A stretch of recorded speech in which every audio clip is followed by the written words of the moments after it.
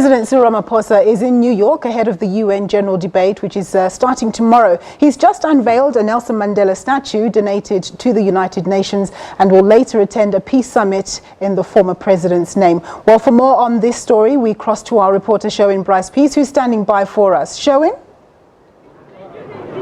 Thank you so very much indeed, and welcome to the inner sanctum of the United Nations here in New York, where the ceremony to officially unveil the Nelson Mandela statue behind me has just concluded. Short remarks from President Cyril Ramaphosa, the President of the General Assembly, Maria Espinosa, and the landlord, as South Africa's Ambassador Jerry Machila referred to, Secretary General Antonio Guterres, and of course the Cabinet Minister who has really spearheaded this drive, who led South Africa's negotiations in terms of where the statue will go, whether the United Nations would accept it, is none other than our Arts and Culture Minister, Nathi Mthethwa. Minister, a warm welcome to New York, to the United Nations, and congratulations on having achieved this moment.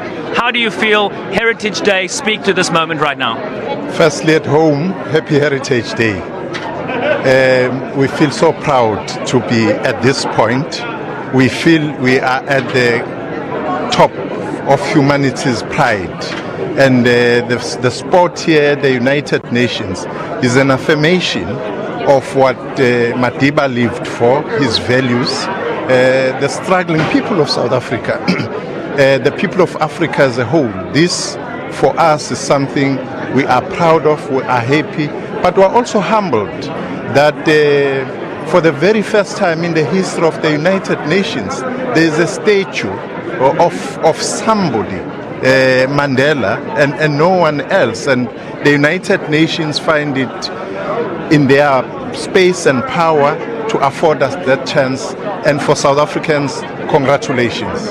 You also will remember, Minister, that the only UN International Day named after an individual is July 18th, Nelson Mandela International Day. So you had a first there, you have a first here.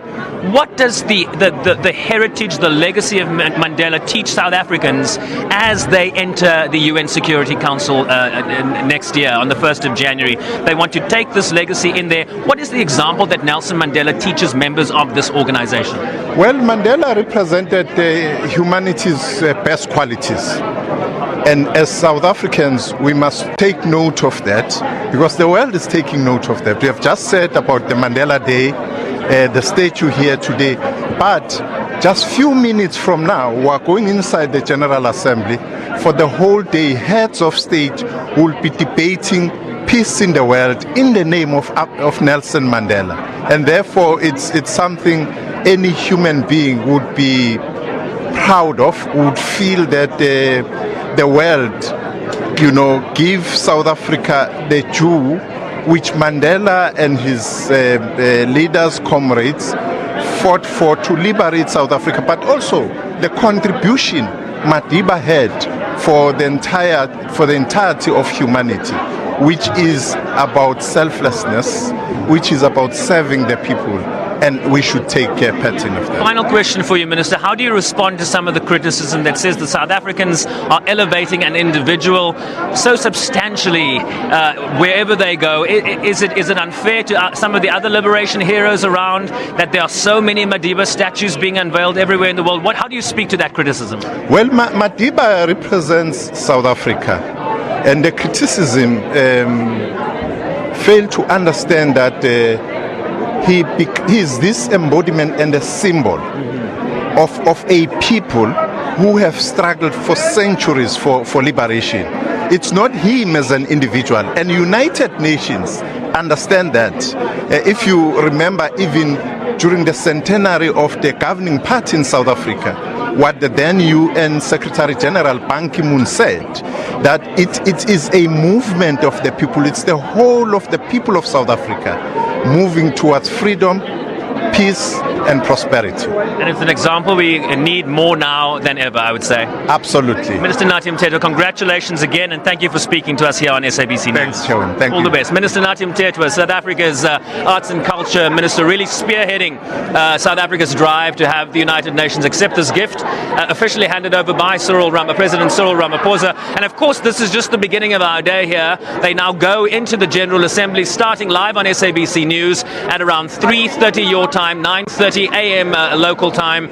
We will bring that opening plenary live. The President will speak, the Secretary General will speak, Madam Graça Machel, the widow of former President Nelson Mandela, will speak. Some of Madiba's children, I saw Dr. Makaziwe Mandela also in the room, and then heads of state from around the world will address this plenary. And then later in the day, President Cyril Ramaphosa in conversation with Madeleine Albright. Madeleine Albright, the first female United States Secretary of State serving in the administration of former President Bill Clinton. They will talk about South Africa's foreign policy. There's a great deal of expectation here about what South Africa will bring to the table when they enter the UN Security Council on the 1st of January next year. From next month, they start observing the processes in that Security Council. So a great deal of international interest on what President Ramaphosa will say in terms of South Africa's foreign policy positions. They say national interest first, Africa position second, and then the rest of the world. So we'll be bringing you all those events live right here